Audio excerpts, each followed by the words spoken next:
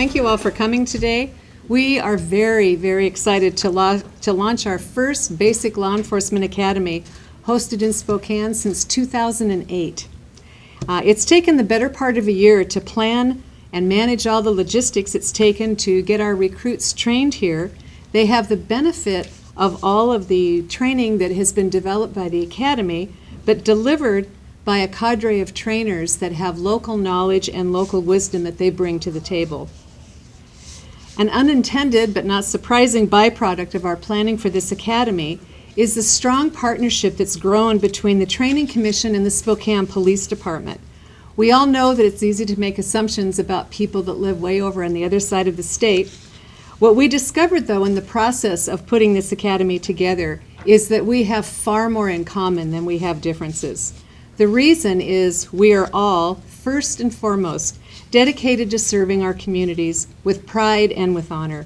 We share the belief that our officers can be safe and keep their communities safe while still protecting our Constitution.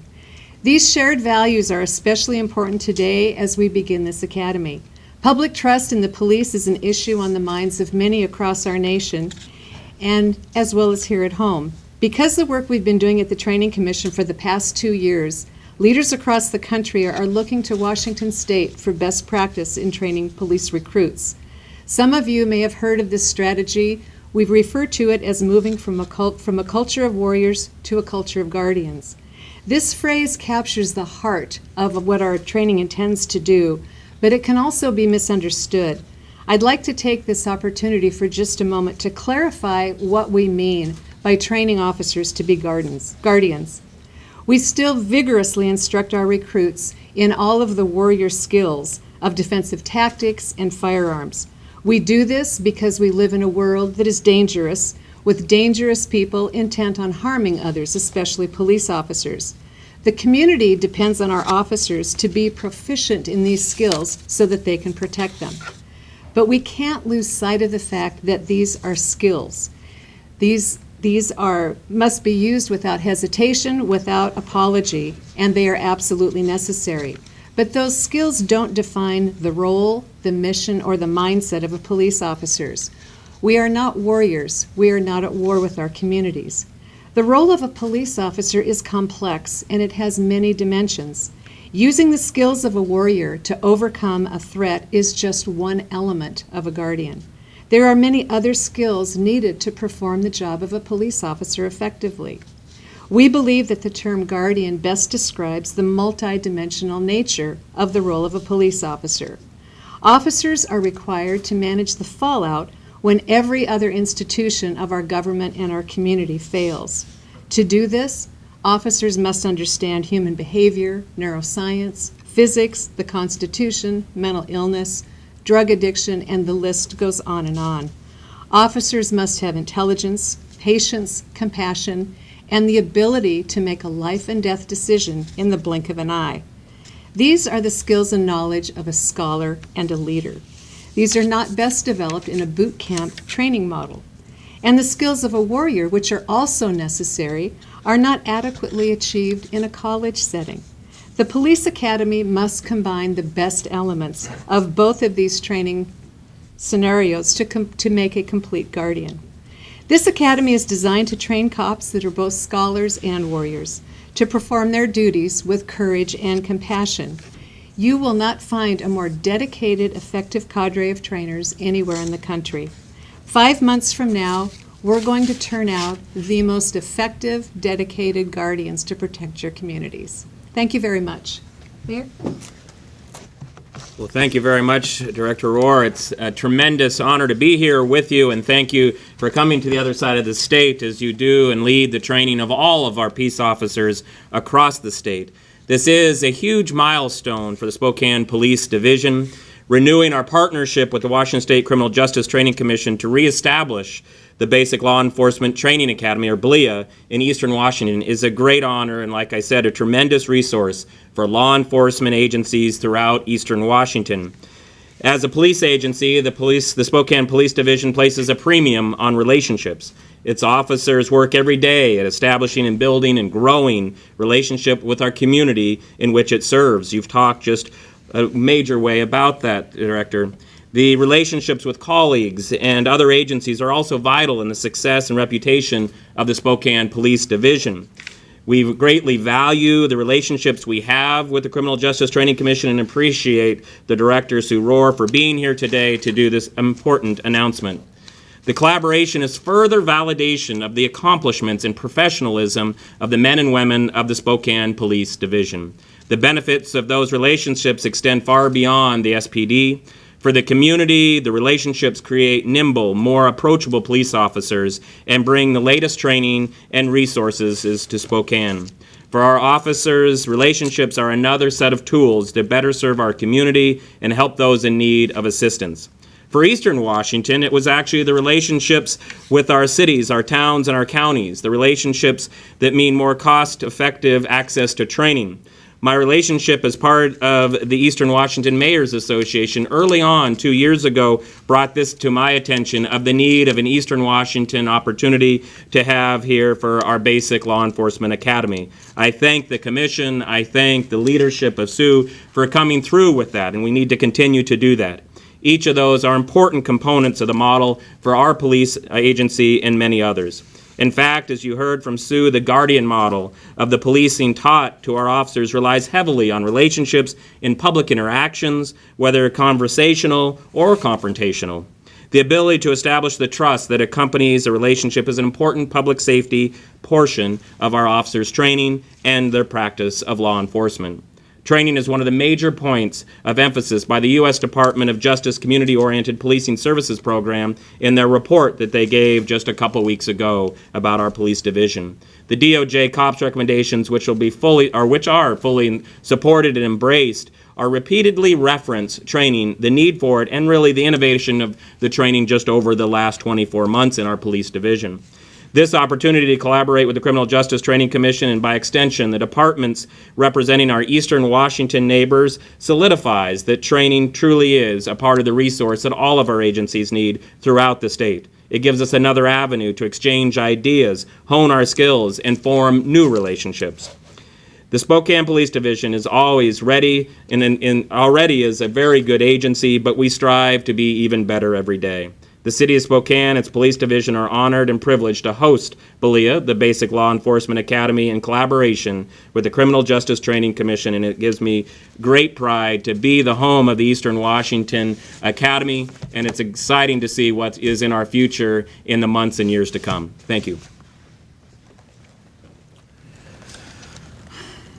I'd like to echo what Director Rohr had to say about training. I really applaud Director Rohr's comments concerning bringing the communication skill level up to all the other skill levels that we teach in the academy. It's because of our ability to talk that we are able to de-escalate issues. I applaud her commitment to training law enforcement officers that are dedicated to customer service, to doing what's right for the community, but also making sure that they have the skills to go home at night.